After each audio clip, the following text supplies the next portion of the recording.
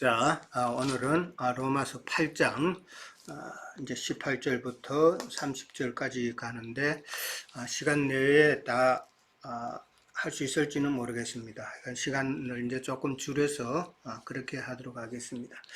자, 지난번에 이제 우리가 8장 앞부분을 나눌 때에 이제 육신을 따르는 자와 그 다음에 영을 따르는 자, 그렇게 구분이 되셨죠. 그 다음에 육신의 생각이라는 단어가 나왔고, 거기에 반대해서 영의 생각이라는 단어가 또 나왔죠. 이제 육신을 따르는 것, 그 육신의 생각으로, 그러니까 결국은 신앙생활을 한다는 것이잖아요. 그 의미는 뭐 육신을 따르는 거니까 내가 세상 것 좋아하는 그런 의미가 아니라고 그랬어요. 물론 그것도 뭐 완전히 아니다라고는 할 수는 없지만은, 그러나 성경에서 말은 육신을 따르는다라는 그 육신을 따르는 행위라는 것은 이제 결국은 이제 믿음 생활인데, 그 육신을 따르는 그 믿음 생활이라는 것은 사람의 생각이나 판단이나 그다음에 나의 옳음 이런 것으로 하나님의 말씀을 이해하는 행위가 바로 육신을 따르는 자들의 행위다라고 그렇게 이야기를 했었어요. 많은 사람들이 이기에 대한 참 정확한 판단이 없기 때문에 자꾸 엉뚱한 대로 행위로 자꾸 가고 이제 그렇게 하는 것이죠.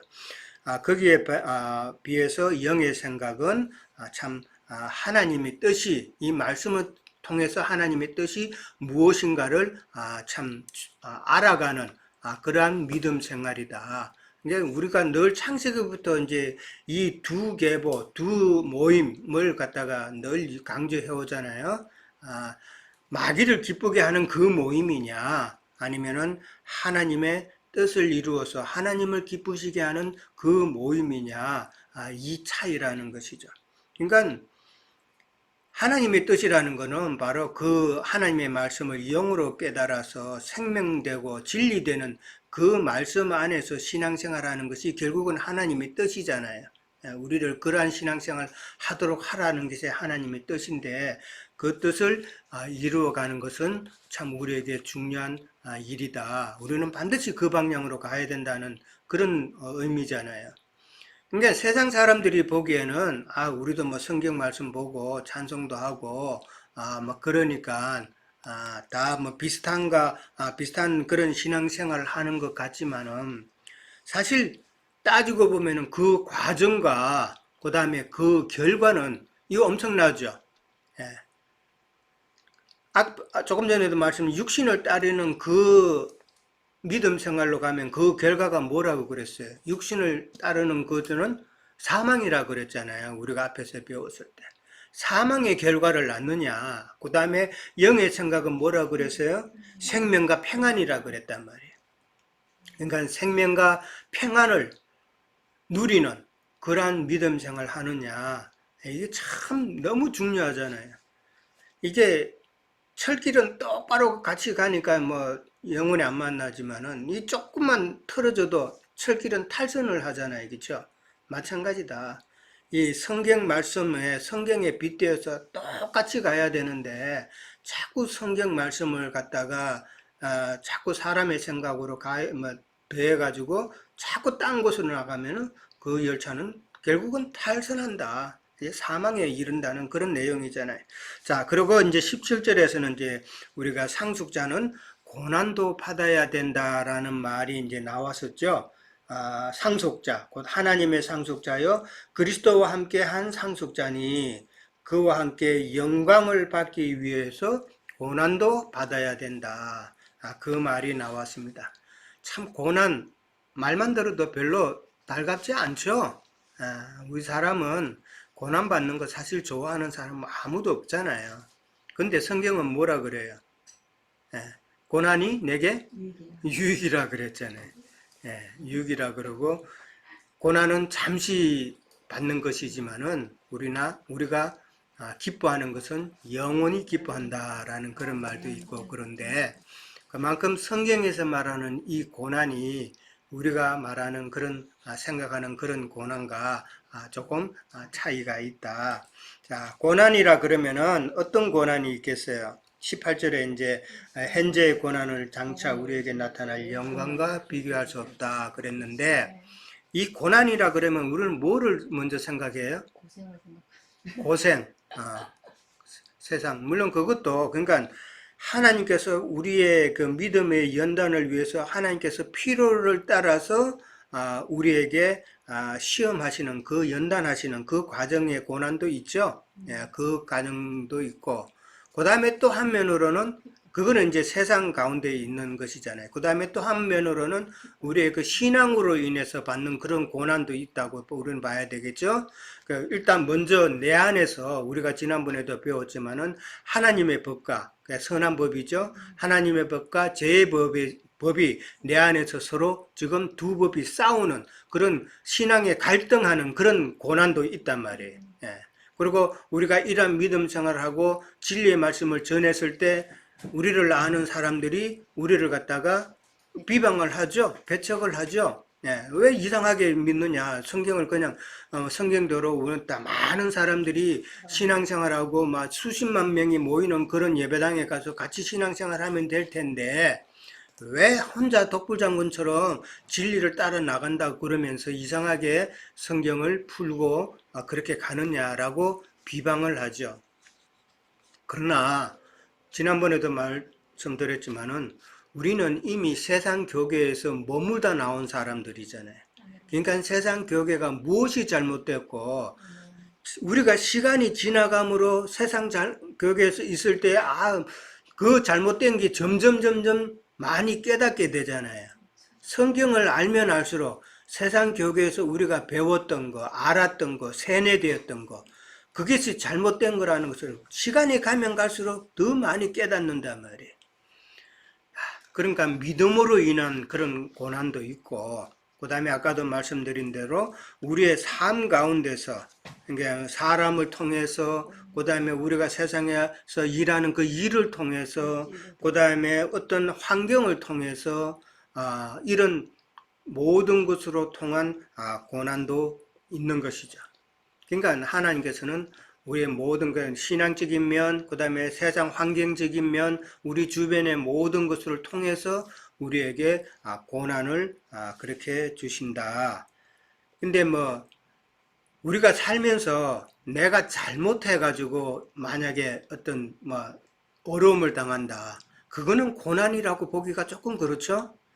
예. 자기의 게으름이나 자기의 악함이나 자기의 연약함이나 이런 거 가지고 만약에 잘못돼서 만약에 어떤 사람이 진짜 악한 행동을 해서 감옥에 들어갔다. 내가 참 감옥에서 참 많은 고난을 당한다. 이렇게 말할 수는 없죠. 예. 우리도 그런 거는 생각해 봐야 된다. 세상 우리가 살면서 어려움이 있는데 그 어려움이 하나님께서 나를 연단하시기 위한 어려움인지 내가 잘못하고 내가 게으르고 나의 악함 때문인지 나의 아집 때문인지 그런 것도 생각해 봐야 된다. 그런 거는 빨리 되돌아서서 참 고난에서 나와야죠. 이제 뭐 어려운 상황에서 나와야 되죠. 내가 잘못해서 어려움 당하는 것은 함부로 우리가 고난 당한다고 말하기는 좀 어렵지 않을까 싶어서 하는 이야기입니다. 자, 고난이라는 것은 결국은 하나님께서 우리에게 주시는 그 고난은 생명의 성장을 위한 것이다. 그렇죠? 예, 그냥 주시지는 않잖아요. 우리의 생명이 점점점 장성할 수 있도록 하기 위한 고난이고, 그 다음에 하나님께서 우리를 하나님의 은혜에서 떨어지지 않기 위해서 그렇게 하시는 것이다 라는 것이죠. 만약에 고난받지 않고 세상에 그 과일도 그렇잖아요. 과일도 온실에서 그냥 곱게 햇빛도 안 받고 그 다음에 막 비바람도 안 당하고 고이 자란 그런 온실에서 자란 과실 같으면은 쉽게 떨어지죠. 예, 바람이 조금만 불면 그대로 떨어진단 말이에요. 똑같은 이치다. 참 우리가 하나님의 은혜에서 떨어지지 않게 하기 위해서는 침륜에 빠지지 않기 위해서는 하나님께서는 우리에게 참 고난을 주신다라는 것을 이해를 해야 됩니다. 그러니까 애들도 그렇잖아요. 요즘 한국의 그 애들 가르치는 그 선생님들이 뭐 자꾸 자살하고 극단적인 선택을 하고 뭐 그러는데 그게 왜 그래요? 애들이 참 부모한테서 너무 처음 다 이제 혼자만 놓잖아요. 둘 놓으면 그 집안은 정말 이게 국가에서 상줘야 되는 그런 시기가 됐는데 혼자만 놓다 보고 보니까 이 애들을 너무 그냥 하초처럼 키우잖아요. 그러니까 애들이 바깥에 나가서 나쁜 짓을 해도 부모가 요번에 나왔잖아요. 왜 우리 애 창피졌냐고. 그래서 결국은 교사를 갖다가 뭐 몇 년간이나 그렇게 자꾸 따라다니면서 그 힘들게 했다 그러잖아요. 네.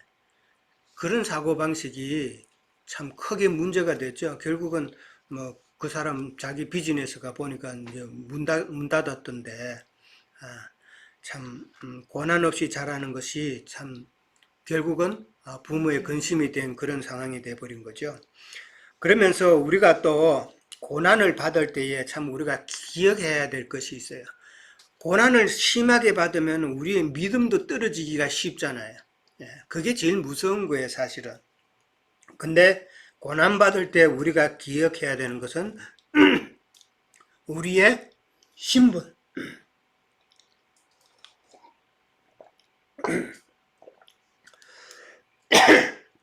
아유, 죄송합니다. 뭐가 딱 걸렸네. 아까 그, 딱, 자, 고난받을 때 우리가 기억해야 할 것은, 잠깐만 쉬었다 할게요.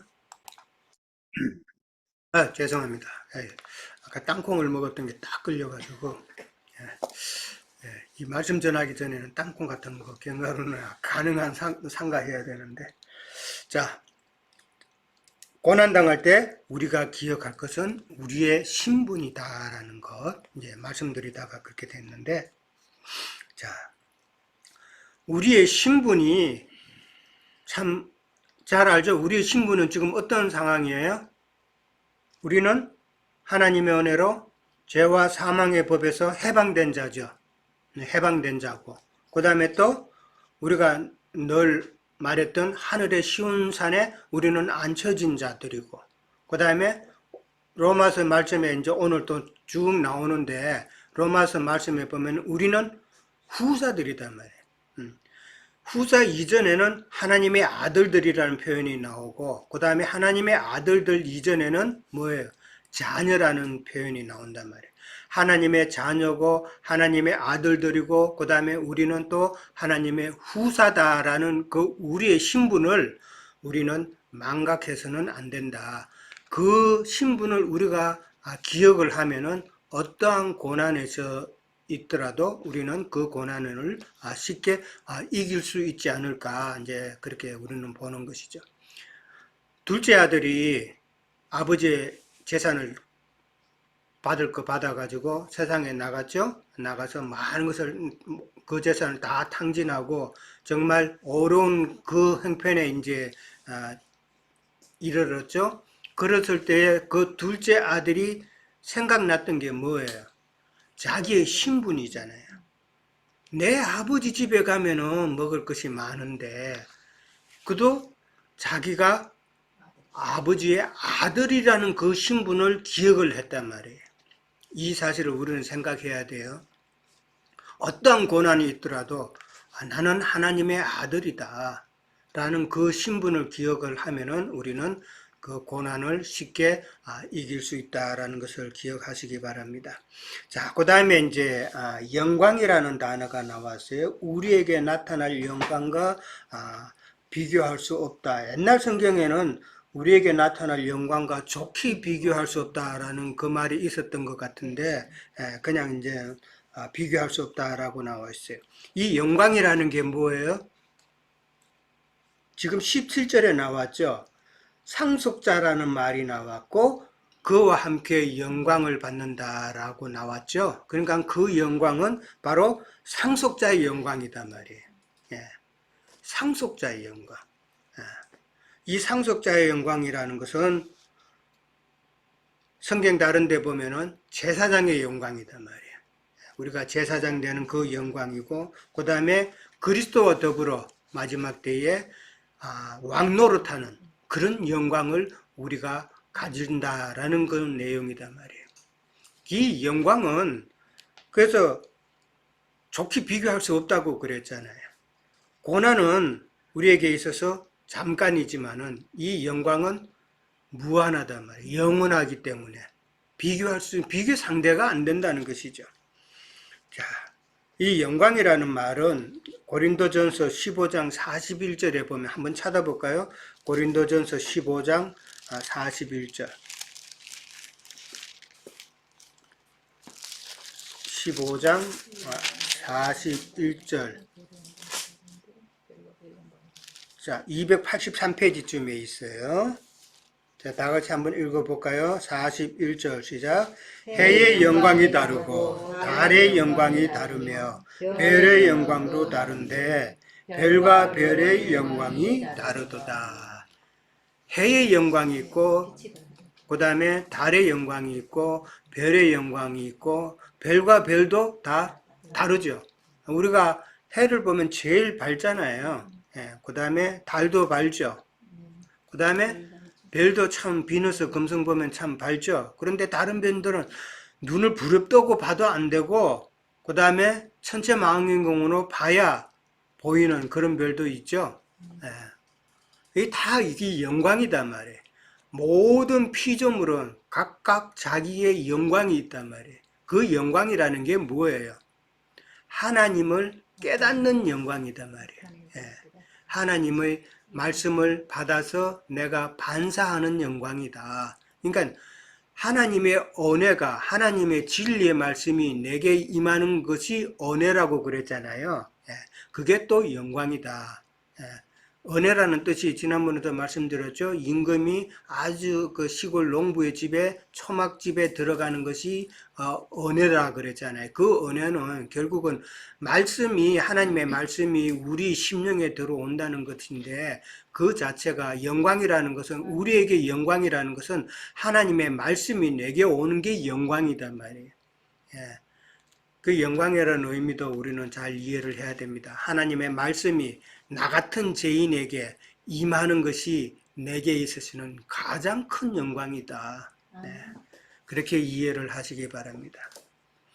그 다음에 이제 해의 영광, 달의 영광 다 다른데 이 영광이 다르다라는 이 말은 결국은 무엇이 다르다는 이야기예요? 물론 깨달음이 다른데 오늘 지금 18절에는 고난이라는 이야기가 나왔죠. 이 고난의 정도가 다 다르다라는 그 말도 되는 것이잖아요. 그러니까 고난을 크게 받은 사람은 하나님의 은혜를 크게 깨달은 자죠. 그렇잖아요. 내가 하나님의 은혜를 크게 깨달았다. 고난을 많이 당하면 그만큼 내가 하나님의 은혜를 매 순간 그 고난에서 나올 때마다 매 순간 난 하나님의 은혜를 깨닫는 거예요. 그렇기 때문에 영광이 크다, 영광이 다 다르다는 것은 고난의 정도가 다 달랐다라는 그런 의미도 되는 거예요. 사도 바울을 우리가 생각해 볼 수 있잖아요. 사도 바울이 참 가진 그 영광을 우리가 따라갈 수 있다고 생각하세요? 사도 바울이 당했던 그 고난을 우리가 받을 수 있어요? 40에 하나 감한 매를 갖다가 몇 번을 맞았다고요? 5번인가요? 엄청 많이 맞았고 그 다음에 죽음, 거의 죽음까지도 갔잖아요. 사람들이 그냥 하도 패가지고 죽은 줄 알고 그냥 갖다 버렸다 그랬잖아요. 근데 거기서 깨어났다. 얼마나 많은 고난을 당했어요. 그런 사도 바울의 영광은 정말 어마어마한 영광일 것이다 라는 것이죠.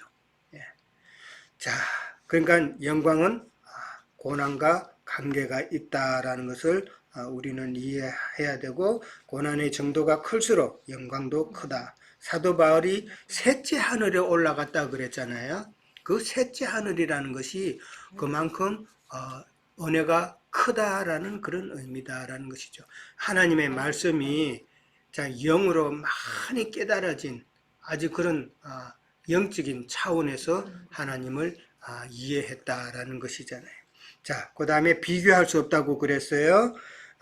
고린도 후서 4장 17절에 보면은, 아까도 잠시 이야기했지만은, 우리가 잠시 받는 환난이라고 그랬어요. 잠시 받는 환난은 경한 것이다 라고 나왔어요. 그러나 지극히 크고 영원한 영광은 훨씬 중요한 것이다 라고 그렇게 비교해서 나왔어요. 잠시 받는 것과 영원하다는 것을 지금 두 단어를 대비시켰죠. 그 다음에 경한 것과 중한 것 이렇게 또 대비를 시켰어요. 예. 그러니까 영원하다 영광은. 그 다음에 베드로전서 1장 6절에도 보면은 시험으로 말미암아 우리가 잠깐 근심하나, 다 근심하죠. 우리가 시험 오고 고난이 오고 연단이 오면은 그 시간 동안은 우리의 생각은 다 그게 뺏긴단 말이에요. 왜? 즐거우면서 뺏기는 거 아니잖아요. 고민하면서 걱정하면서 어떻게 해야 되나 전전긍긍하면서 참 근심하는 그 시간을 가지지만은, 그러나 그것은 잠깐이다. 오히려 그걸로 인해서 우리가 나중에 기뻐한다라고 그랬죠. 지나고 나면은 그때 그 연단이, 그 고난의 시간이 내게 참 은혜를 깨닫는 기쁨의 시간이었구나라는 것을 이해하게 된다는 것이죠. 자, 19절을 넘어갑니다. 피조물이 고대하는 바는 하나님의 아들들이 나타나는 것이다 라고 그래서 20절, 21절, 22절, 23절까지 이제 피조물의 고대하는 바에 대해서 나옵니다. 이 부분이 조금 어려워요. 예, 조금 어려우니까 잘 이해를 해야 됩니다. 피조물이 고대하는 바, 기대하는 것은 하나님의 아들들이 나타나는 것이다 라고 그랬습니다. 이게 무슨 뜻일까요? 피조물도 같이 공헌받으니까 아들들 다. 피조물도 지금 그러니까 자기도 지금 피조물이라는 것은 해 아래 있는 모든 것이죠. 해 아래 있는 모든 것이 다 피조물이에요. 이 피조물이 지금 뭐를 고대한다는 것은 자기가 지금 어려운 형편이라는 거 아니에요. 그 어려운 형편이라는 게 이제 20절에 나오는 거예요. 피조물이 허무한데 굴복하는 그런 상황에 지금 있다라는 것이죠. 예, 허무한데 굴복하는 그런 참 좋지 않는 상황 가운데 있기 때문에 피조물은 뭐를 거기에서 탈출하기 위해서 고대를 하는 것이 있는데, 그것이 뭐냐면은 하나님의 아들들이 나타나는 것이다 라는 이야기예요. 그럼 하나님의 아들들이라는 건 뭐예요? 성경에는 하나님의 아들들이라는 표현이 참 여러 번 나와요. 근데 하나로 딱 정의해서 보면은 안 되는 거예요. 그 상황에 따라서 창세기에 나오는 하나님의 아들들이, 사람의 딸들이 아름다움 할 때 그 하나님의 아들들은 이 세상 말씀을 가진 악한 자들을 이야기하는 것이에요. 그러나 여기서는 지금 하나님의 아들들이라는 것은 영으로 하나님의 말씀을 신앙하는 거룩한 성도들을 두고 하는 이야기다라는 것이죠. 그러니까 혼의 구원을 이루어가고자 하는 그런 온전함을 이루어 나가는, 성화의 과정을 이루어 나가는 자들이 지금 하나님의 아들들이다라고 그렇게 표현을 하는 거예요. 그 아들들이 나타나는 것이라고 그랬습니다. 자, 이게 참 어려운 말이에요. 하나님의 아들들이 나타나는 것이라는 건데, 사실은 하나님의 아들이 나타나는 때를 지금 두고 이야기하는 거예요. 하나님의 아들들이 나타나는 때는 어느 때예요? 이거는 천년왕국을 두고 하는 이야기예요. 지금 구약의 4,000년이 지나갔고 지금 신약의 시대잖아요. 신약의 시대가 끝나고 나면은 그 다음 마지막 일곱째 날로 상징되는 마지막 그 기간이 뭐예요? 천년왕국이단 말이에요. 성경은 천년왕국이 있다는 것을 엄연하게 이야기를 하고 있어요. 근데 오늘날의 신학에는 무천년설, 이런 신학이 엄청 많이 지금 유행을 했어요. 천년왕국은 없다 그래요. 그건 신학이에요.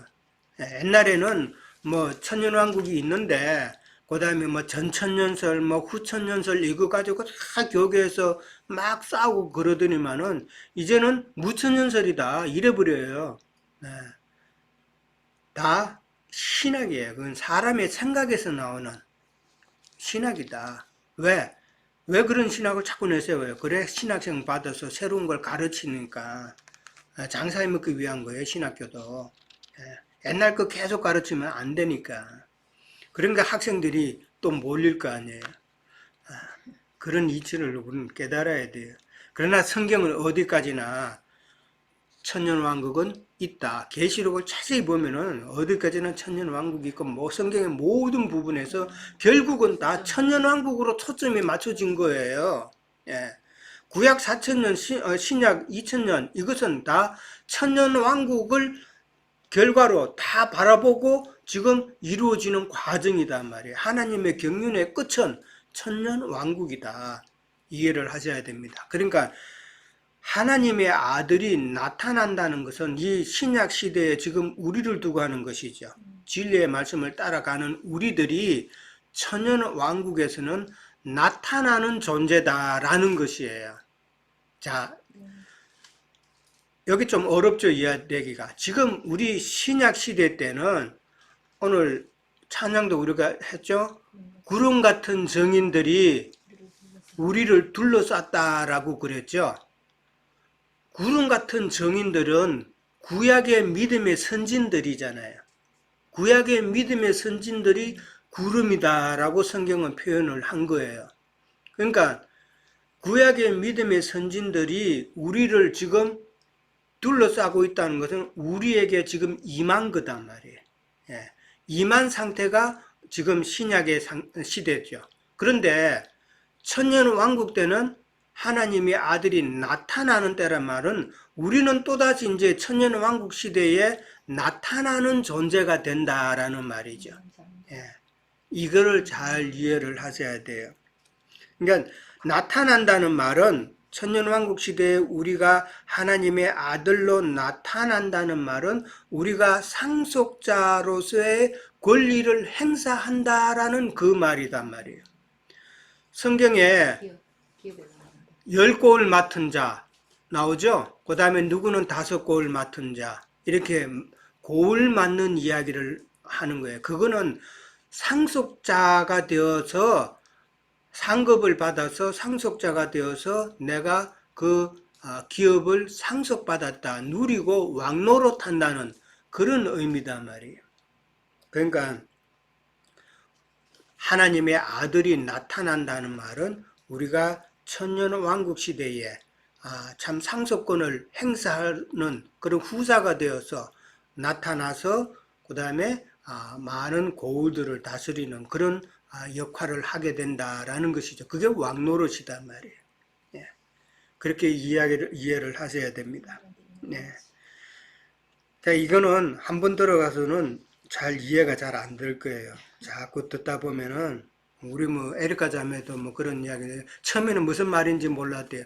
말은 맞는 것 같은데 도대체 자기 가슴에 이해가 안 됐다 그러는데 이제 몇 년 지나니까 그게 이제 그 뜻이라는 거 이해가 됐다 그러는데 너무 첫 술에 배부르려고 그렇게 하지 너무 욕심 안 내셔도 됩니다.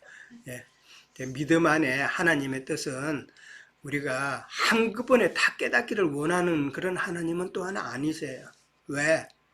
그렇게 한꺼번에 확 깨달으면은 하나님도 귀한 것이잖아요. 귀한 거는 조금씩 주는 거예요. 예. 그렇게 이해를 하시기 바랍니다. 왜? 우리 마음 먹고 못 깨닫죠. 하나님의 은혜는 시간이라는 것도 필요하다라는 것이죠. 예.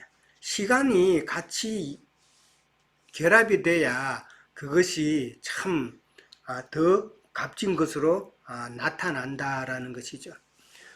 우리가 어떤 사람이 만약에 투자를 해요. 어떤 펀드에 이제 돈을 집어넣잖아요. 그러면은 돈을 집어넣어 가지고 그 돈이 나중에 큰 돈이 되는 거는 결국은 뭐가 역할을 많이 해요? 시간이단 말이에요. 시간. 예. 시간이 오래되면 오래될수록 그 먹던 시드마니가 나중에 많이 커지는 그 이치와 똑같다. 우리에게는 그런 믿음의 시간도 필요하다라는 이야기를 했어요. 자, 그 다음에 피조물이 고대했어요. 고대하는 거 왜 고대를 해요? 그러니까 아담의 범죄로 인해서 이 세상의 질서가 다 무너졌잖아요. 범죄함이 들어오니까. 질서가 무너짐으로 인해서 모든 피조물도 자기 나름대로의 그 영광이 있었는데 그 영광이 다 없어져 버렸기 때문에. 그래서 하나님의 아들이 나타난다는 이 말은 결국은 하나님의 아들들이 영광을 회복하게 되기를 바란다는 이 말이에요. 하나님의 아들이 영광을 회복하게 되면은 피조물도, 그러니까 정상으로. 아담이 모든 피조물의 대표가 되어가지고 범죄함으로 제약이 들어와가지고 모든 피조물이 어려움을 겪는 것과 마찬가지로 사람의 아들들이, 하나님의 아들들이 영광을 회복하면은 그것이 또한 피조물도 영광을 회복하는 길이다라는 그 이야기죠. 예. 그러니까 피조물들이 하나님의 아들이 나타나서 하나님의 아들들이 그 천년 왕국에서 그 영광을 참 가지는 그 때를 피조물도 기다린다라고 이해를 하면 이해가 되죠? 예. 그렇게 이해를 하시면 될 것 같습니다. 자, 그 다음에 20절에 가면은 피조물이 허무한데 굴복한다 그랬어요. 허무한데 굴복한다는 말은, 자, 우리가 참 나중에 죽을 때가 되면은 참 인생은 허무해 이 말 다 하죠. 예, 허무하다는 말은 죽음하고 연관되어 있는 말이잖아요. 그러니까 허무한데 굴복한다는 말은 썩어짐으로 소멸된다라는 그 이제 죽어서 없어진다는 말이에요. 실제로 말하면. 예, 그것이 참 피조물의 좀 아담이 범죄함으로 인한 결과를 피조물이 당하는 상태를 갖다가 참 허무한데 굴복한다라고 그렇게 표현을 하고 있다라는 것이죠. 그러니까 썩어서 다 없어지는 거예요, 결국은. 근데 이거는 자기의 뜻이 아니라고 그랬어요. 피조물이 내가 그렇게 되고 싶어 되는 거 아니잖아요. 왜 그래요? 굴복하시는 이로 말미암아 그렇게 된 거라고 오늘 성경에 나오죠. 굴복하게 하시는 이 하나님이잖아요. 하나님께서 피조물이 그렇게 허무한데 굴복하도록 하셨다라는 이야기잖아요. 근데 그 말은 무슨 말이에요? 우리가 창세기를 배웠잖아요. 창세기 3장 17절에 가면은 아담이 범죄함으로 하나님께서 심판을 하죠. 그렇죠? 심판을 할 때 뭐라고 심판해요? 땅도 아담으로 말미암아서 저주를 받아서 뭐를 낸다고요?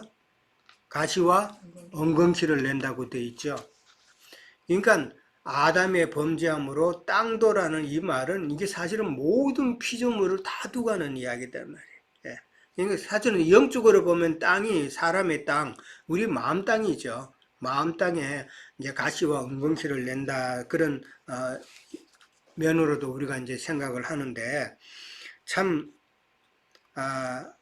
이렇게 저주를 받은 그 모습은 범죄함으로 인합니다. 그 범죄로 인해서 피조물도 참 어려움에 그냥 죽음의 그러니까 다른 말로는 21절에 나오는 말은 썩어짐의 종로릇이라는 말도 나와요.